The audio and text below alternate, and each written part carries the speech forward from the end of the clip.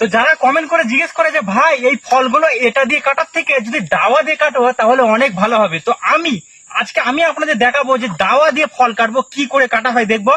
যদি লেট হয় তখন এটা দিয়ে কাটবো, যে দেখিয়ে দেবো যে কোনটা দিয়ে কাটলে সব থেকে ফল ভালো কাটা হয়। তো চলুন তাহলে প্রথমে দাওয়া দিয়ে শুরু করি, ডাল কাটি।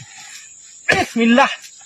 ওই ইয়া, ওই, ওই, ওই ইয়া, ওই ইয়া।